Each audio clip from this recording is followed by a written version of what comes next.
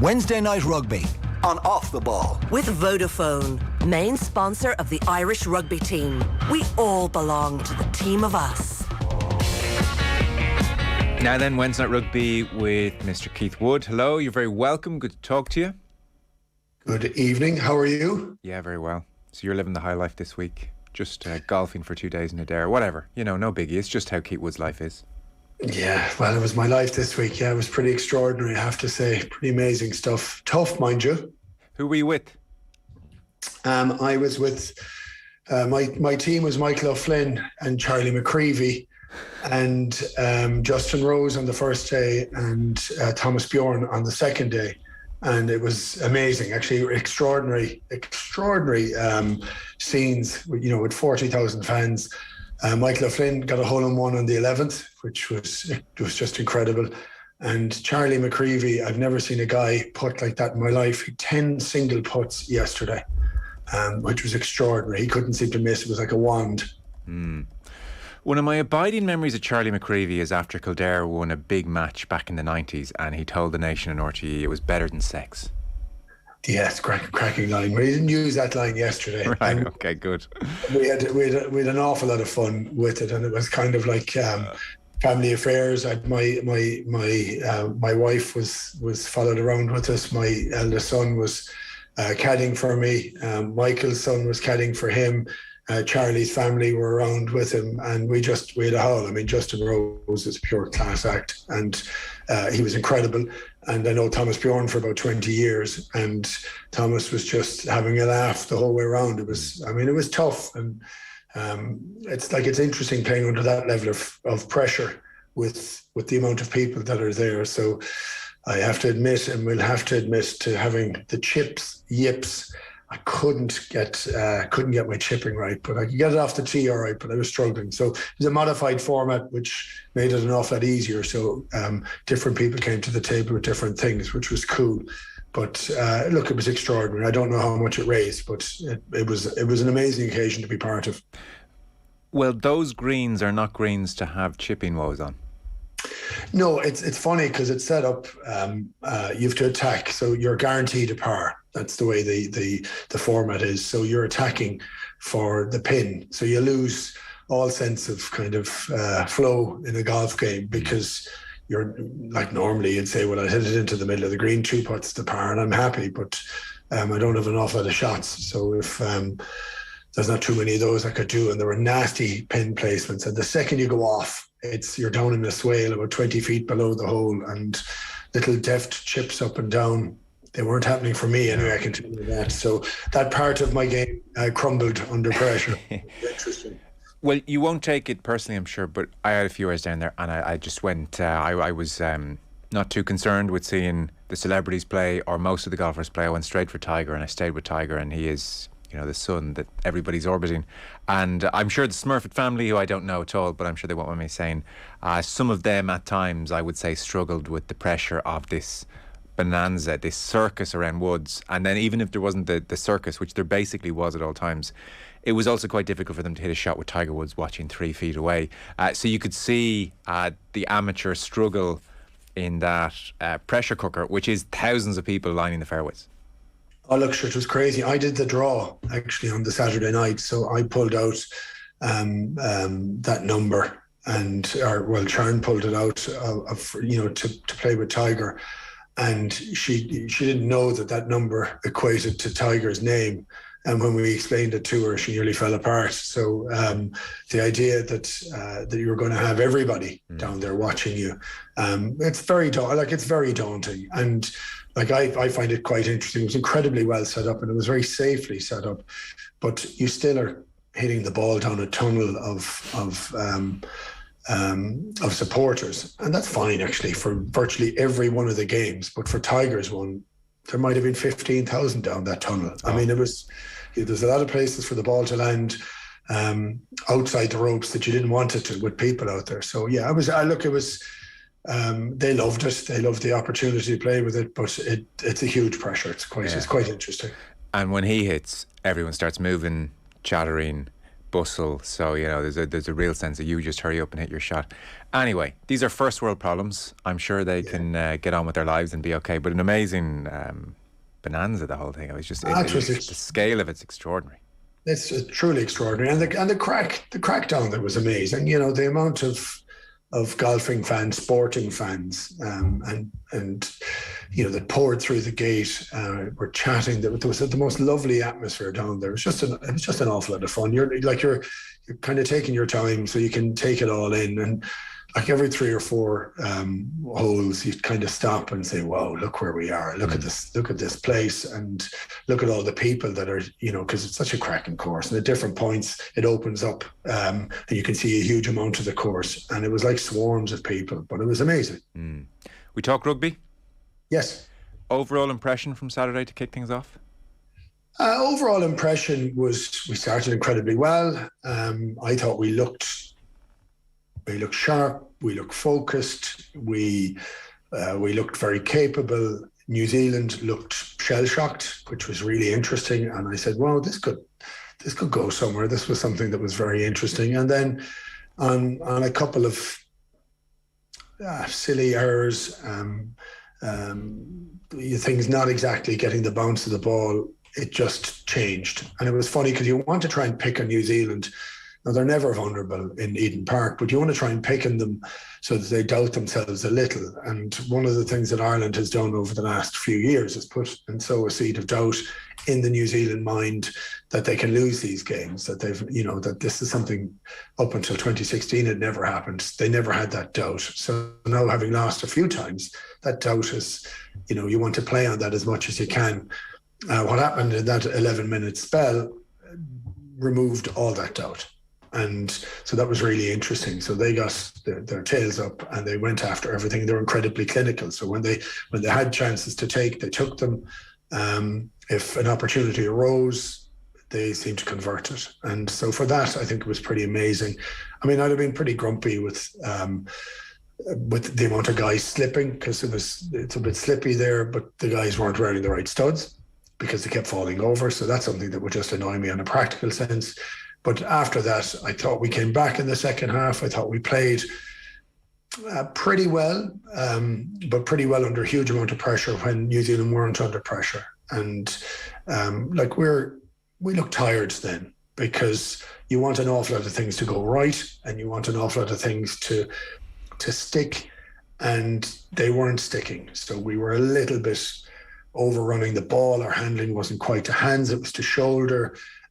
We were just a little bit out of kilter then, and we started looking jaded, and it's been a long season, but we were looking jaded. Some of the players haven't played a huge amount of rugby, and they looked flat. So they not flat, but they were tired as well. Like Ty Byrne, who is like a Duracell bunny normally, he's been out injured for a long time, so it was taking him a long time to get up to the speed of the game. So I think he'll be the better for it at the weekend.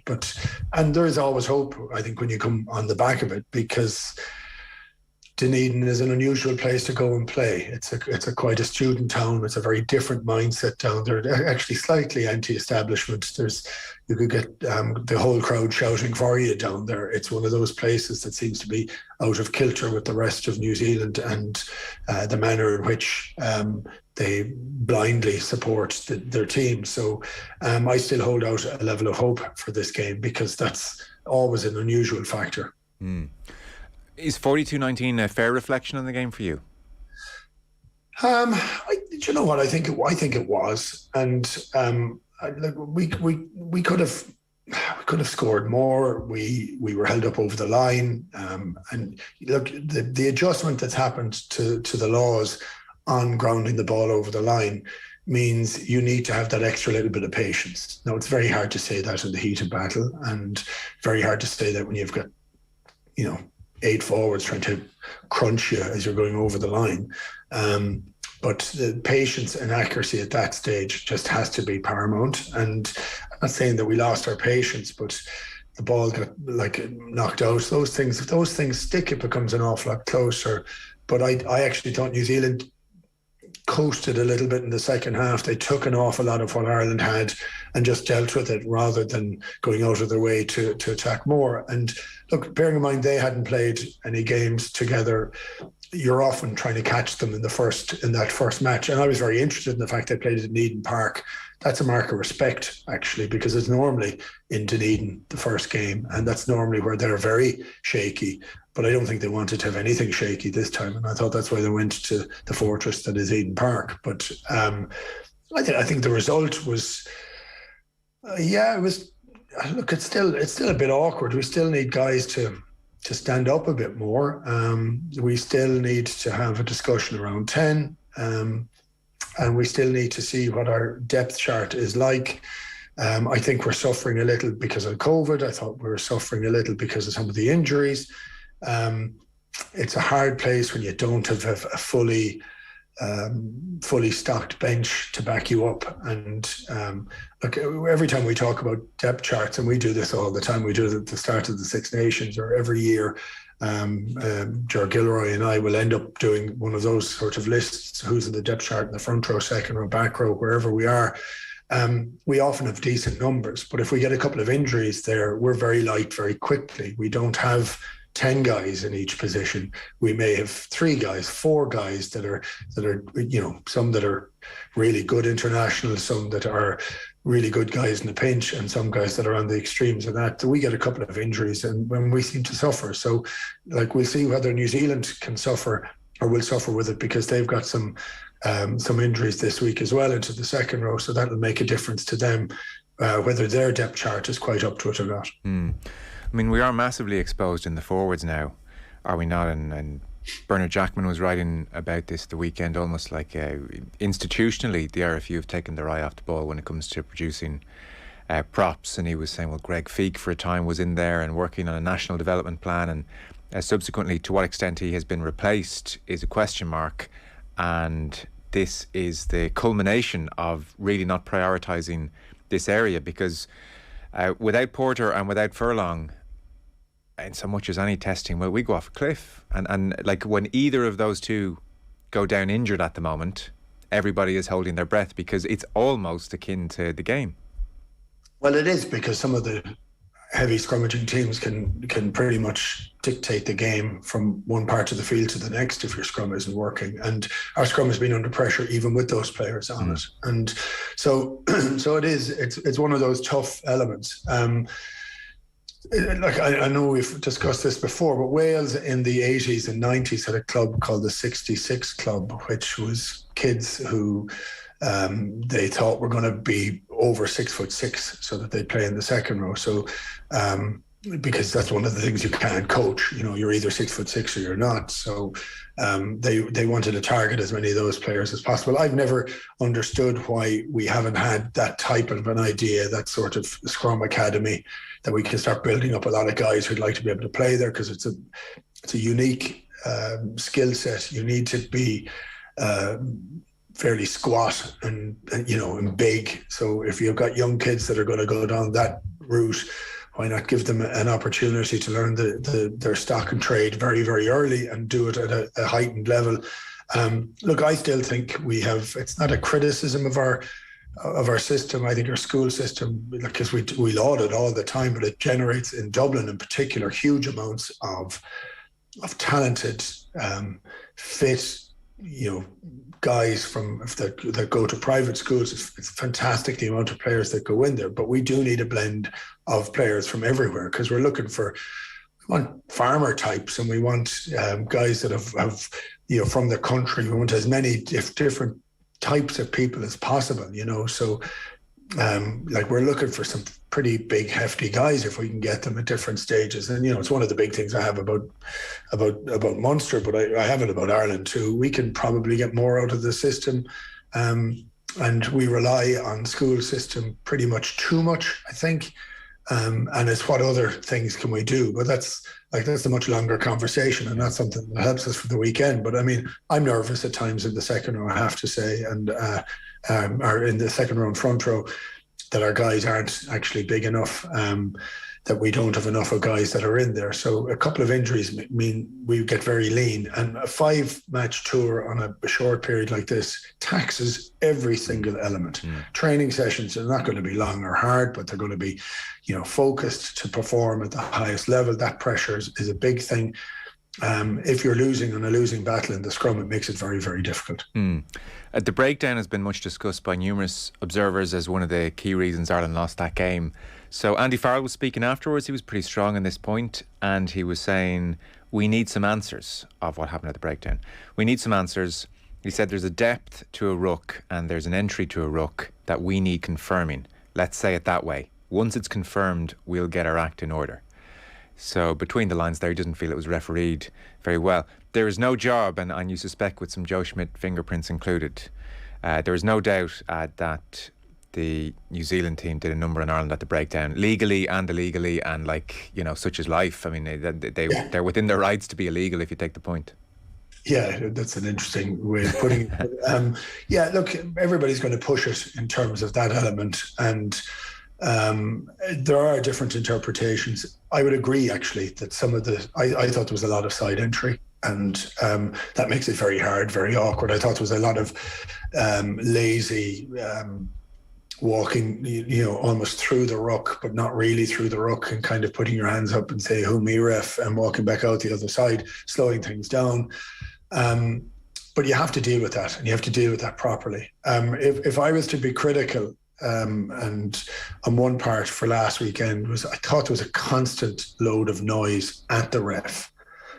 So everybody was like throwing their hands up in the air. They were all saying, look, penalty, offside, that needs to be tidied up in terms of the conversation. It puts the referees off. It's just, they don't like it. They don't like this constant haranguing. And there's a lot of kind of complaining. And you're complaining because guys are coming in offside, or you think they're offside. And the referee may give you a penalty for that. But actually, when all that noise is there for nearly 80 minutes, I think the times then when the captain goes up to have a conversation with the referee, it's just more of the noise. And you kind of want less noise so that when the captain does talk to the ref is willing to listen, he's willing to look at it, he's willing to tidy it up, because it seemed to be consistent through the game that we didn't actually get that clarity during the game, and we weren't getting the ball as cleanly as we would have liked. You mentioned Sexton then, so if there's this holy trinity, it's Porter and it's Furlong, and then it's very much Sexton, and we got a glimpse again of a big game without Sexton. What's the big difference for you? Because I'm sure people are listening to various conversations where the point is being made and very much accepted that Ireland are just a different team without Sexton. So for instance, on Saturday, when Sexton goes off, what things are not happening once Sexton is off that were happening? Yeah, I think that's an interesting point as well. I actually thought Carbery played pretty well, and it's not the same as with Johnny. I think Johnny gives a huge sense of comfort to everybody around him. His mind is streets ahead. It's as if he's read the last page of the book, right? So he's looking at everything. He's kind of seeing how everything is happening around him, and he's pulling the strings accordingly. So he's making decisions because of a vast experience, but also on an instinctive knowledge of having seen a lot of this before. So he looks at things. He seems to have time to do lots of different things. Having said that, I still think at times he's too deep and isn't considered a threat, and at times he has been shut out of games. And but he's still able to make huge amounts of spots and things like that. But the idea of it going that we can only play with Johnny at 10. I mean, we've been doing this for years, talking about this, that it gets to a point of where, something has to change, because it's entirely reliant on him and him alone. And that's a vulnerability for the whole team. And it's, there's been a lot of players that have been used and whatever. But even when you looked at Kieran Frawley a couple of weeks ago, he plays a game, he makes a couple of mistakes. He has to make the mistakes. You have to learn from all these sort of things. I still think he is the guy who will be in the 10 jersey going forward. So that's just the feel I have. He just needs to play an awful lot of rugby at 10. He's not playing any rugby at 10. So Liam Tolan said as much on Sunday in conversation here, actually. He said, my instinct, based on the very limited evidence, is that Frawley's the one, and it's not Carbery. If Frawley is the one, he played 0 minutes at 10 effectively last season. He's played however many for Ireland just now. He's in line to play 0 minutes again at 10 next season at Leinster. So if Frawley is the one, then one, Irish rugby is going to have to make its mind up about that very quickly, and two, they're going to have to take some kind of action, because it's not really tenable for Frawley to play no rugby at 10 all next season and then parachute in potentially to World Cup at 10. I mean, so we're going to have to figure this out very quickly. Yeah, I think that it's all kind of uncomfortable actually watching it, and so when we looked at Johnny getting the bang and then hearing he'd failed his HIA, and we all then presumed that he's not going to play, and there was a huge amount of uncertainty, well, for us, because we don't know it, because the laws changed or the rules changed in terms of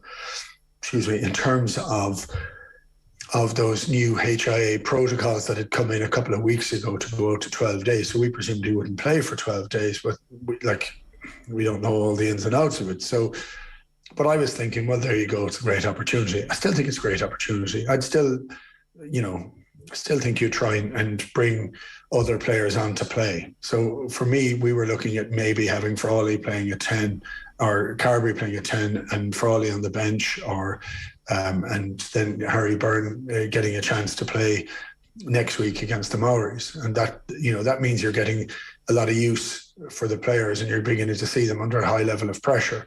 And I'm not saying we're not going to throw the game. That's not what it is. You have to try and win those games with those players in that position. And that still has to be the mindset. Absolutely. Do you mind me asking then? So you felt Carbery actually did pretty well, in fairness, when he came on, and yet you're seeing something to suggest that Frawley is the one ultimately who could be ahead come next World Cup. So is that more to do with still some shortcomings in Carbery, or what have you seen in Frawley, or presumably a mixture of the two? So Carbery did well, but there is a but. Yeah, look, Carbery did well, but so look, we've gone over this ad nauseum, but I think a lot of players, a lot of Munster players have suffered in the last year. I think partly because the style that Munster were playing, that it wasn't free, and like Joey looks to me, I don't know him at all, but he looks to me like a really free player. He just, yes, there's going to be a structure, and yes, he's got all the skills to do it. But if it's going to be entirely structure-based, where you're kicking it constantly, or it's tied up, I don't know that that's necessarily enjoyable. So actually, I do want to see him play more on this trip, and I want to see him do more on this trip.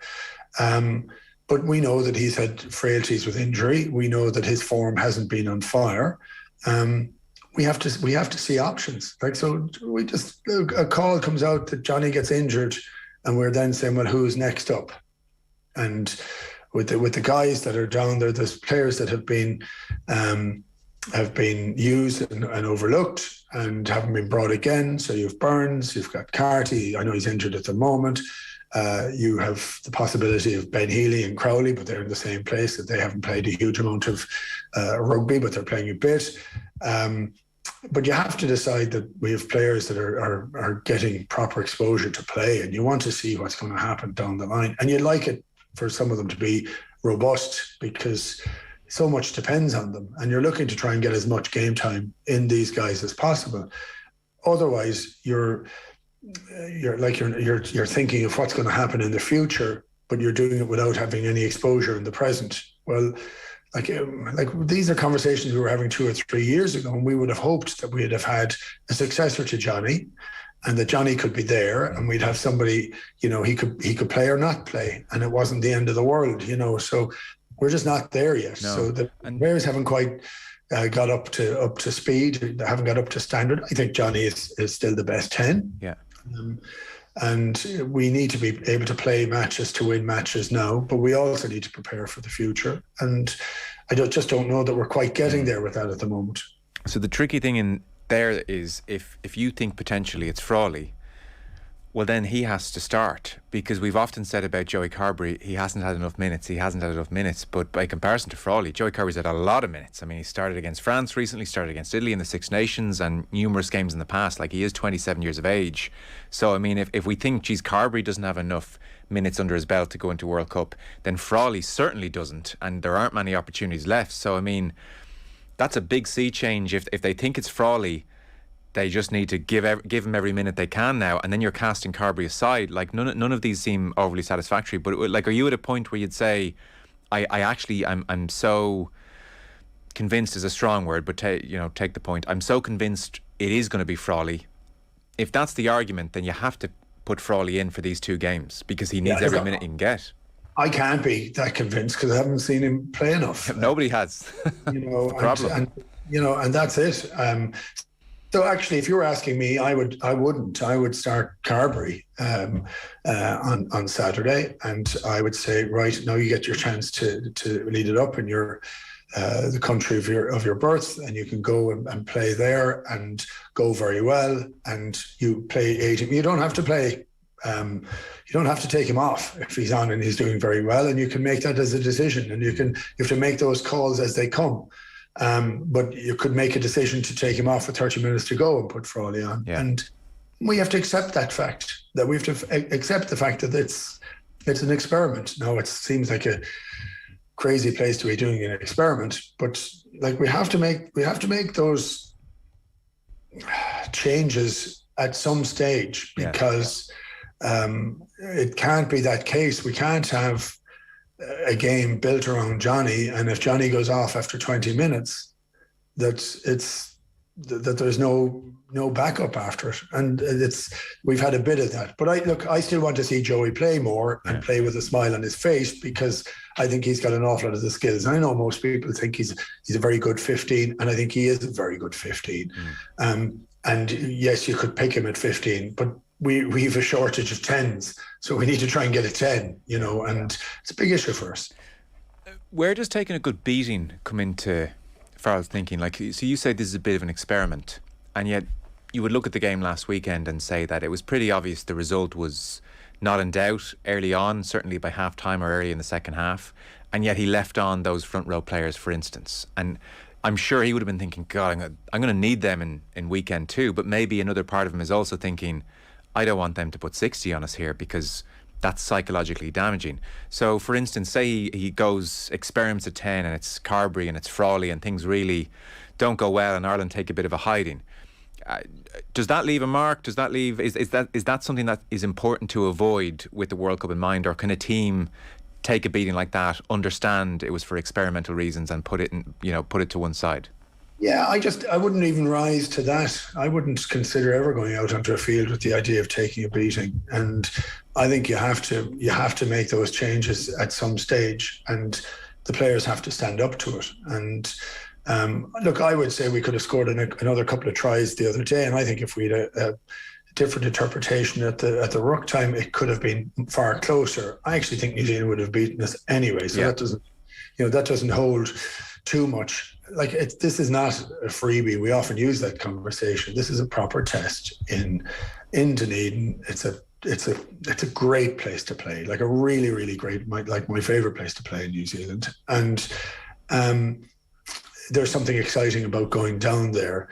What's wrong with saying you're going to go down there with 2 10s that aren't Johnny Sexton and still have an expectation that if you perform properly, you have a chance of winning? I don't think there's a fear thing, or there should be a fear thing that you get a beating. If the beating happens, the beating happens. We just have to deal with that. I don't know that knocks us back anywhere. Right. Like this is, we want to have a really good account for ourselves. I think when we talked at the very start of this, Joe, my hope was that Ireland would win one test, because that would be extraordinary, right? So that's 5 matches. So everybody else was talking about a series, or people were talking about a series win. I wasn't.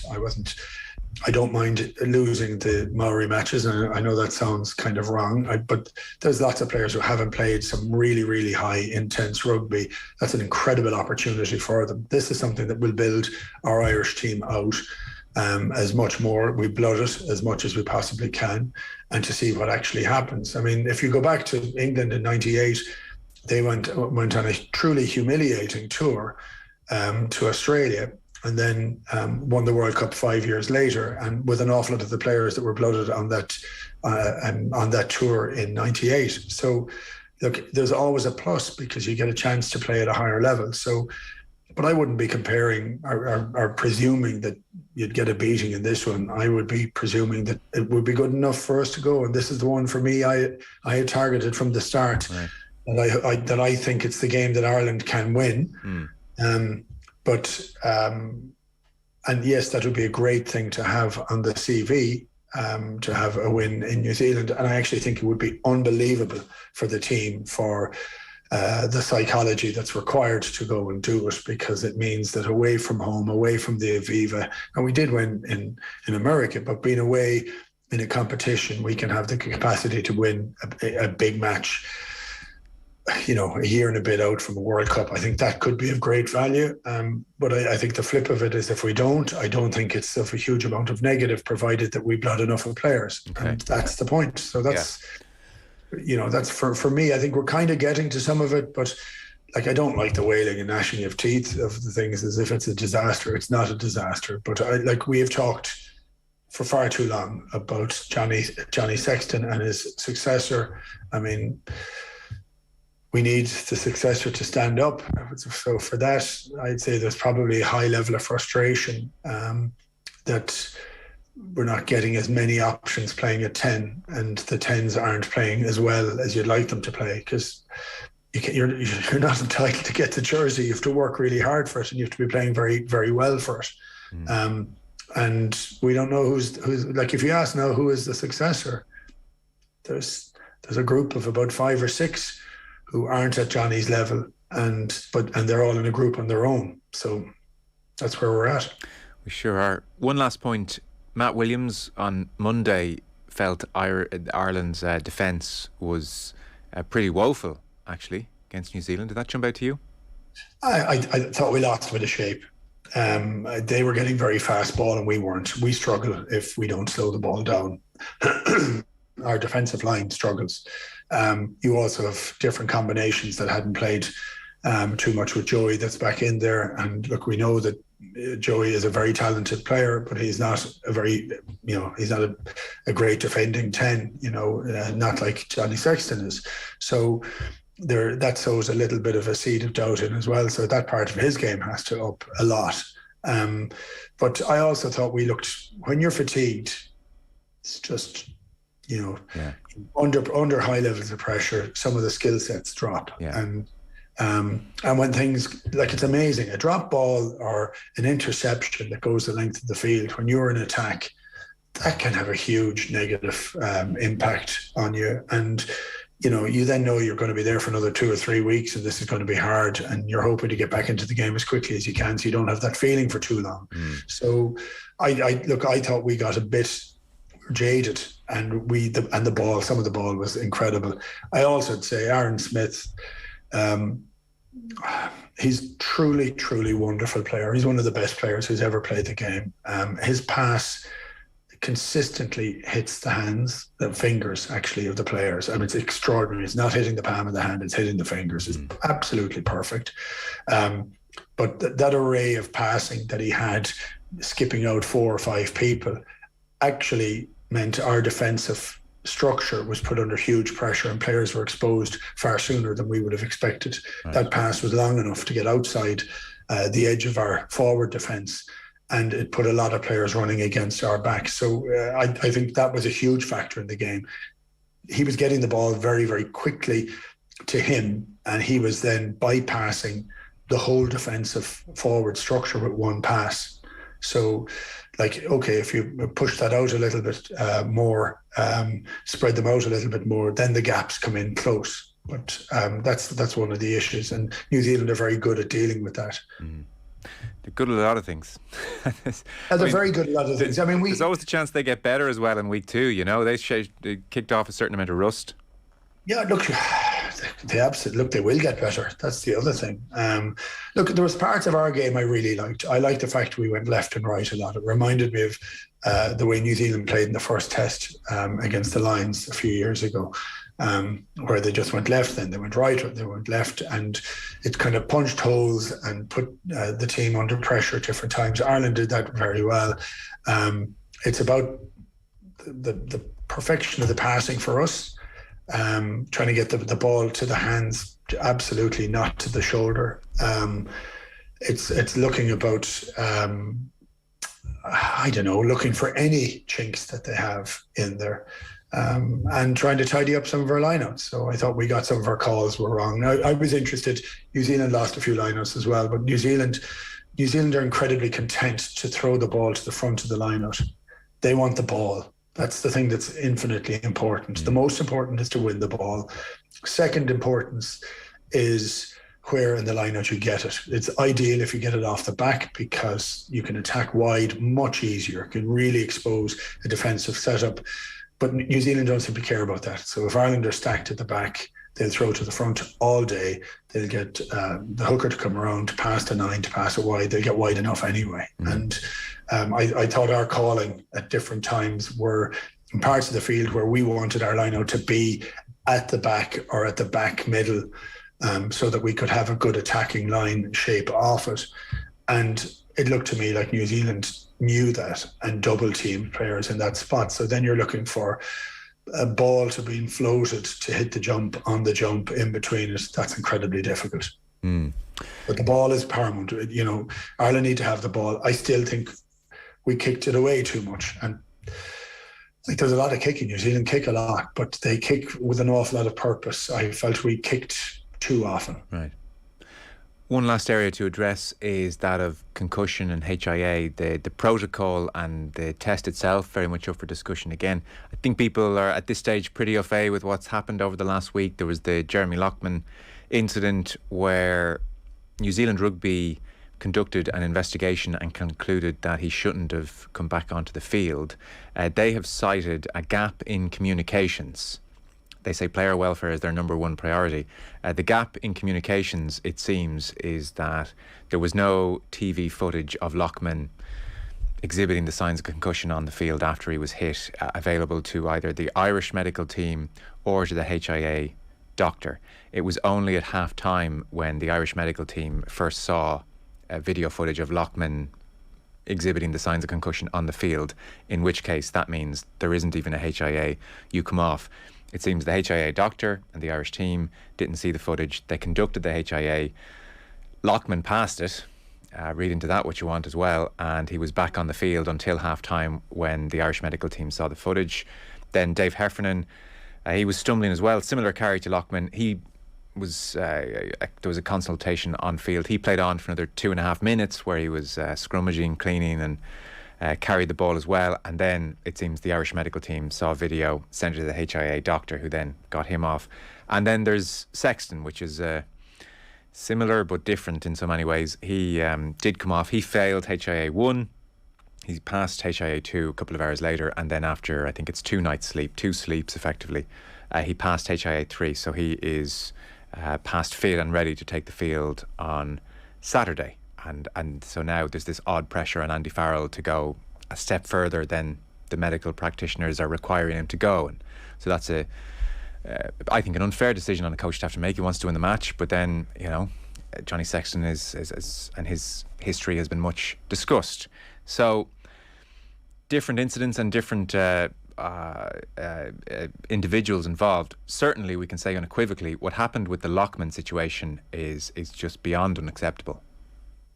Oh, absolutely. And for me, watching some of the TV coverage down there, the lack of replays that are shown even on broadcast TV of potential incidents, which we'd often see that in France. And we saw it at the weekend. We think, God, I'd like to see that again. And I'd like to see what happened over there with them. That needs to be tidied up, because that puts the game and the welfare of the player in a very, very hard place. And like for me, watching Jeremy get the bang, I actually thought it was. I said he has to go off straight away. That's just what it looked like for me. For whatever initial view that I had when I looked at it, I thought that was a bit of a sickening go, and I thought he was off. And then you saw that it was kind of going. I think we came back on again. I thought we had the footage for that now, and so my gut instinct immediately was that there was no way he was going back on. He was concussed, so he's going to be out for 12 days. So, miscommunications and all those sorts of things. We really need to get entirely on top of that stuff. We need to have all the footage that's there. We need to look. I think it's a total minefield. I mean, I don't like the HIA, and I spent long conversations with Barry O'Driscoll, Brian's uncle, discussing different elements of this over the years, and he was vehemently against the HIA as a structure. And so if any of those indicators that are shown for a concussion or for a bang, if any of those indicators are up, like I still like the idea of being gone for 3 weeks. That's what it was when I played. So there was no HIA in that stage. Now I do think the HIA does bring up elements where you can have a gauge for someone who's got a bad bang, but it's you think he's concussed. Well, if you think he's concussed, I don't know. I actually don't know. It's such a complicated area, but a grey area in terms of, that's a bad bang. Well, if that's a bad bang for me, is that an issue for me? And is it a bad bang for you? And it's a real issue for you. Do you know what I mean? Yes. Whether I'm more susceptible to it or not. Well, the fact that Lockman passed his HIA suggests maybe a certain threshold, but that's just at a glance from a distance without any medical training. But it was striking that he passed his HIA, for instance.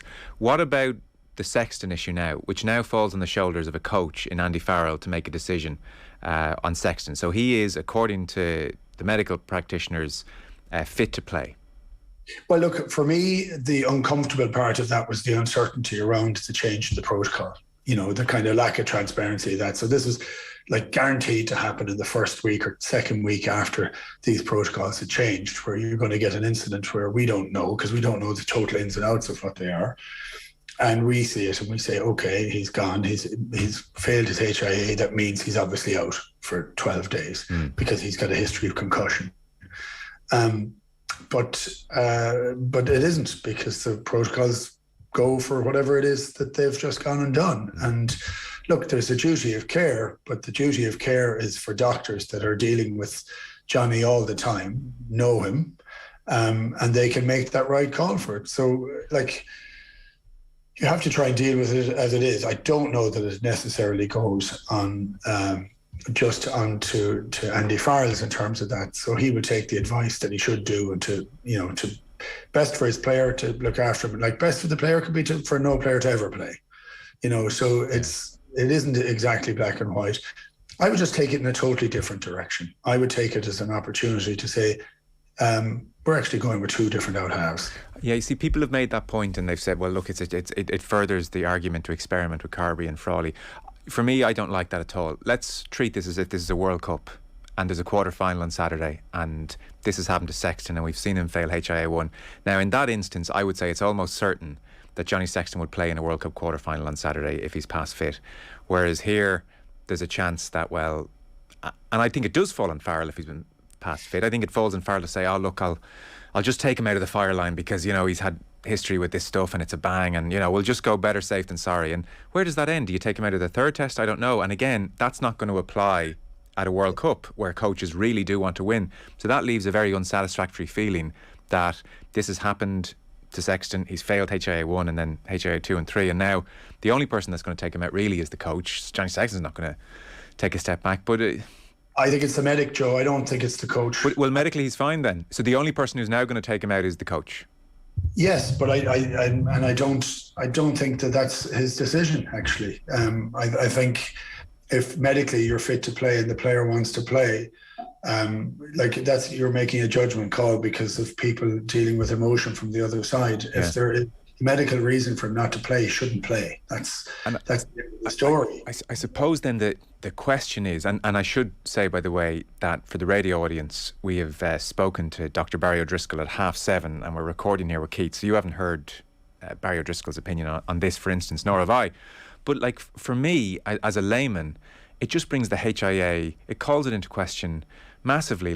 People are getting dings and then passing and then failing and then passing the next one.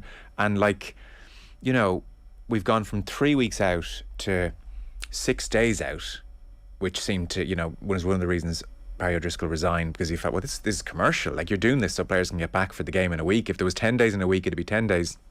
And now suddenly they've extended the 6 days to 12. So, like, for a decade, we've had a generation of players who were told, oh, no, it's 6 days and you're back. Now the next generation will be told, oh, no, it's 12 days. Are we going to have this extended and in a decade's time, and it'll be back to 3 weeks? I mean, there's just a real nagging sense of experimentation at the moment, and it leaves people very uncomfortable. Well, of course it does. It leaves everybody uncomfortable. I have to say, it leaves me uncomfortable. And it's why I can give an opinion, but what you're looking for is a considered opinion from medical professionals. So what we are getting is, for Johnny as the example, the medical professionals have said, yes, it fits the bill, it's okay. Yeah.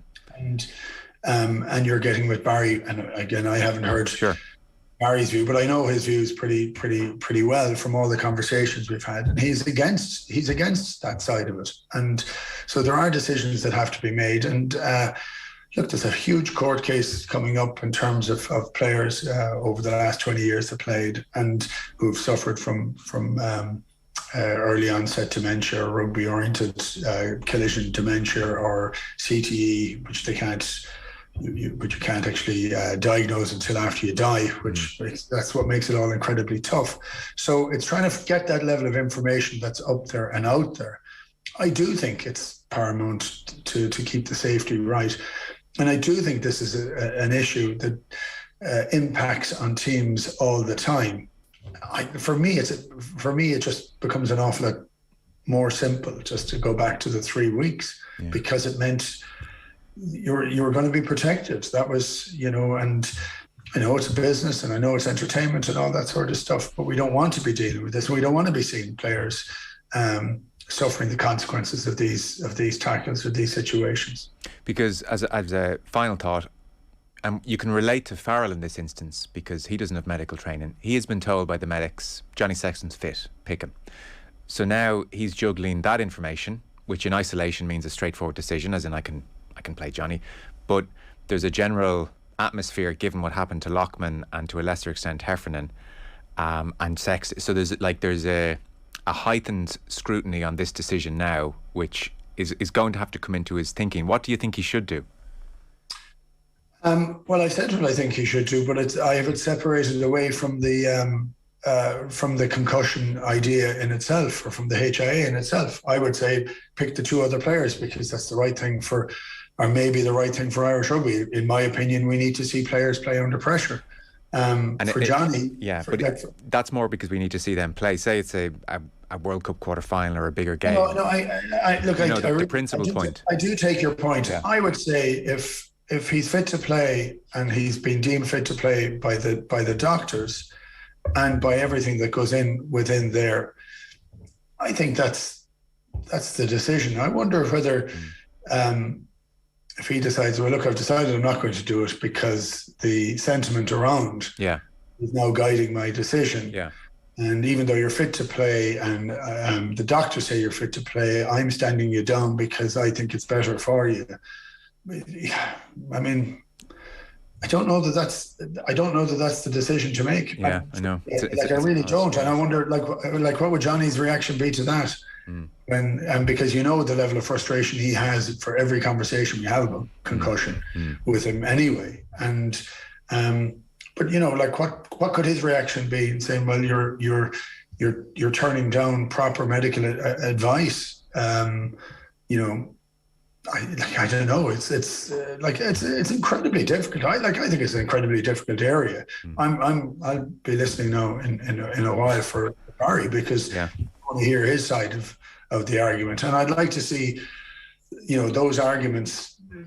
It would be really good to have those arguments kind of almost done out in public because, and that's one of the elements of this. The sentiment is a piece where you need all the facts on the table. So I don't like the idea of somebody saying, I don't like it. He definitely was concussed there when he wasn't, or or look, there's no way he should play, or what's the story? Because we've all we've all had those discussions ourselves, because we have them, because we're kind of guessing ourselves, or we're looking at it. What would we do if it was a son or a brother or something like that? You don't know. But all the doctors are pretty much, they're all saying he's fine to play. But I like that there was a lack of transparency in that change in the protocol. So I think that's another adding to the sentiment. So I think an awful lot of these conversations have to happen in public, because people need to understand the rationale behind it. They need to understand how this is. And a lot of people would say, well, that all that should be private. For the sentiment side of it, for a game that is in difficulty because of the potential court case coming down the tracks, and because of the health of the players, we do need to try and understand the sentiment and have it fully informed. So we want people fully informed for what that is. And that isn't just one side of the argument. It has to be all sides. Thank you for teasing that one out. Various angles to look at it from. Our Rugby on Off the Ball is with Vodafone, main sponsor of the Irish rugby team. We all belong to the team of us. Keith, appreciate it. We'll be on next week, I'm sure, reflecting on the second test. Thank you so much. Brilliant. Great stuff. Cheers, Joe. Wednesday Night Rugby on Off the Ball. With Vodafone, main sponsor of the Irish rugby team. We all belong to the team of us.